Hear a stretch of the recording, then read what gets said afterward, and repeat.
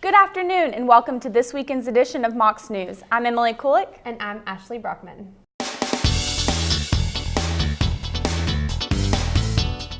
After making national news because she was drawing such a crowd, Angela Cummings has come back to UTC bringing more people, more frustration from students and staff, and more controversy. Students protested by writing peace and love with chalk on the ground, and many students sat in the middle of Heritage Plaza to prevent Cummings from preaching in that specific area. We can't discriminate based on content, so it's not so much what they say. We can control kind of how they say it, maybe, but not content. So I think that's a good point. It's important for people to kind of put yourself in the speaker's role and say, if I was out there speaking on something that I feel passionate about, and other people didn't like it, would I want the institution to come and move me somewhere else? And we wouldn't do that, and we're not going to do it in this case either. Another street preacher, John McGlone, who was here preaching on campus this week also, is in the process of suing Tennessee Tech and UT Knoxville for being kicked off their campuses for taking away his First Amendment rights of free speech. Tennessee Tech and UT Knoxville have both lost their suits. UTC does not specifically have any rule or regulation set in place that might stand in court if the university were to be sued by Cummings or McGlone. Therefore, UTC cannot ask them to leave or be quiet. Being tolerant, college campus, university campus needs to be a place where we can agree to disagree, where we can debate, discuss. There's a limit where you start to feel offended, personally impinged on, you get incensed, mad, we all react. Having somebody taunt you into a response also isn't always productive. So what I saw as I walked down the hill there was somebody talking very loudly and mainly uninterested people kind of standing around. So I think the impact on the campus there is a lot smaller, the way I saw today, than in the past. That's one way for us to respond to this. Your faculty, I hope they'll engage you in discussions and looking at this. It impacts some of the classes you're taking right now.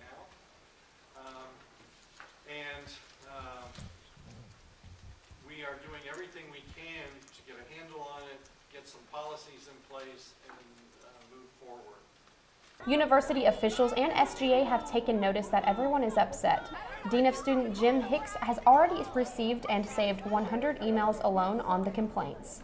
That doesn't include what other student development representatives, Chancellor Engel or Chuck Cantrell has received. And some of this is what we allow, no matter what our rules are, become practice, and then it makes it more difficult for us to do something else.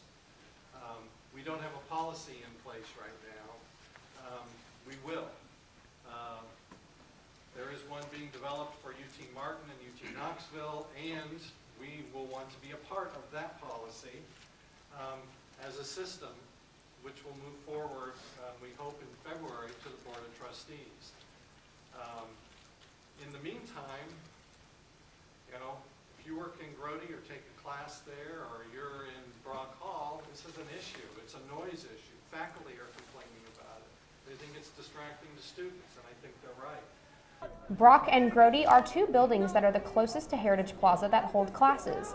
On a positive note, UTC does have a strict policy regarding finals week and noise in Heritage Plaza or anywhere else for that matter, and that is there is no speaker or event that can take place during finals week. Cole Montalvo was arrested last Thursday by UTC police after being asked multiple times to leave. Now UTC police is under internal investigation on the entire situation. Montalvo is charged for disorderly conduct, resisting arrest, obstruction of justice, and inciting to riot. He was asked 5 times and given to the count of 3 to leave the circle after yelling at Angela Cummings, an evangelist preaching on campus. After Montalvo would not stop and insisted that he ride his bike through the circle, police put him under arrest. It took 2 police officers and 2 security guards to pull him off his bicycle and be put in handcuffs. Whether it's the campus police, city police, home police where you're at, whatever city you're coming from, okay? The police officer orders you under arrest, do not resist it. Y'all nod for me, okay? At the end of the day, all right? I'm telling you that because you cannot win it. Bang. At the end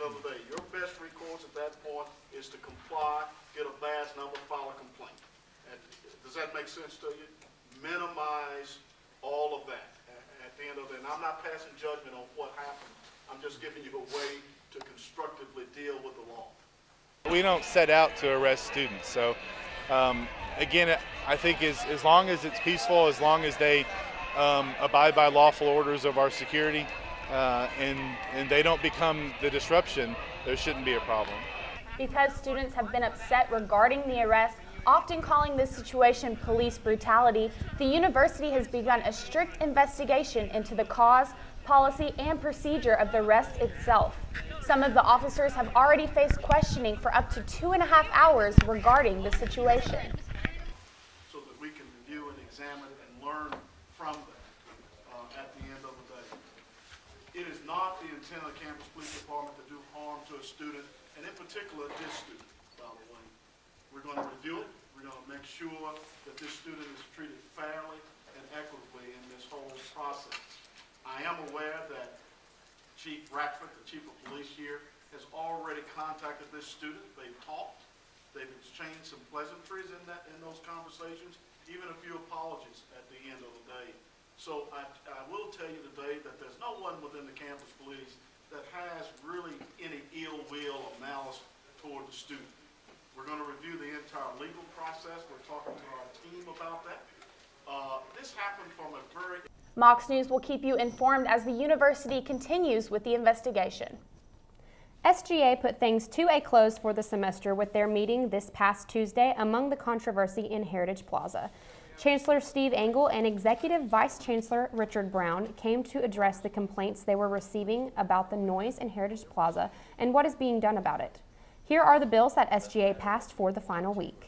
$3,200 for RHA programs, $1,500 for the study marathon, $400 to reimburse NPHC for alternative winter break, as well as $250 to cover food expenses for the Collegiate 100 induction ceremony, and $200 for Students of Liberty's travel expenses for a regional conference at Vanderbilt.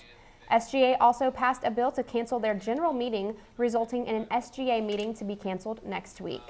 SGA has $53,000 left in their budget. This was their final SGA meeting of the semester. They will meet again next semester. If you have any questions, comments, or concerns, feel free to visit their offices in the game room.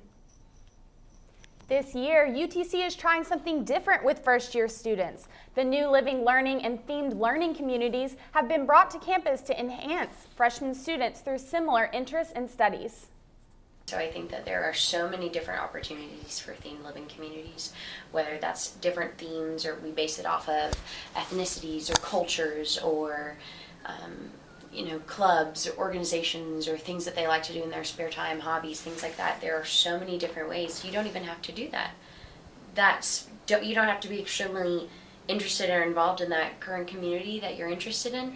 You just have to have an interest, and that's what it is you build off of one interest that can draw all these people together and make an environment where it's so inclusive and you feel involved and you feel like you can relate to people. And I think that's what helps our retention rate at UTC. If students don't feel like they've got a place and they don't feel like they are loved, that they are needed, which is what happens when you're involved and you've got a connection on campus. If they don't make this connection and feel like they are needed or useful at UTC, then they won't stay. And so for them to stay, I think themed living communities are a great opportunity for them to branch out and feel connected. The Living Learning community is specifically for business majors as of now, but Vice Chancellor of Housing Tim Johnson hopes to expand the Living Learning community to other majors in the future. We're talking with the honors program about expanding their community, maybe growing as much as double in the current size. And as we build a new residence hall, I think we're really going to target the academic communities and getting freshmen into the new residence hall, traditional suite style residence hall, and creating learning communities there to really help our freshmen, navigate the campus as they get here the first semester, get plugged into their majors early. And foster a real sense of academic achievement in that building. Within this community, students live and learn together as they excel within their major. Basically, those 31 kids, they have a class that they attend. It usually meets on Thursdays. They go to panel discussions, they take field trips to different places. Next semester, we have a couple of things lined up for them. Basically, just to, one, introduce them to the College of Business a lot sooner, and two, for them to get a better idea of what career path they want to take once they leave UTC. So. In the True Living Learning Community situation there in the business school, they're taking those classes together. So they already have people they know they can study with. They're more comfortable because they're more closely connected in the residence hall where they live. So as they study for classes, if they have projects they're working together, it's just more convenient. It fosters that growth. The themed learning communities are for students who share similar interests. This community provides growth within students through social and academic programming. For more information on these communities, it can be found on UTC's website. We are going to head to Justin and Mitchell for their wrap-up of student talent this semester as they provide visual treatment on diversity. What's up, guys? My name is Justin Lee. And I'm Mitchell George. And welcome to the last student talent of the semester. Now, with the semester coming to a close, for some of us like Justin and myself, this is actually our first semester at UTC. So we've met a lot of different people from like Knoxville and Brentwood and all these different places in Tennessee with different backgrounds, different races. And because of that, we made a diversity video for you guys. And if you want to watch the entire video, you can go here. But other than that, here's a small portion from that video. All right, and with that said, we hope you guys have a great Thanksgiving break. Happy holidays, and we'll see you next semester.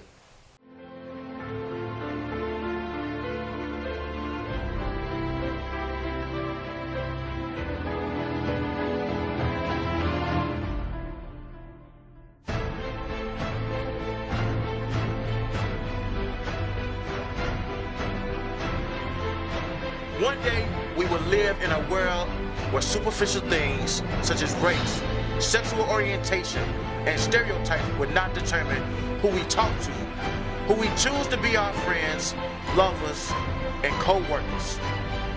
One day, we can join hands and shatter the divide. One day, we can join hands and shatter the divide. That we are one out of many, together not separated. That one day can start today. It only takes one to stand up. That one person could be you. So let's stand together. Let's stand together and shatter this divide and be united.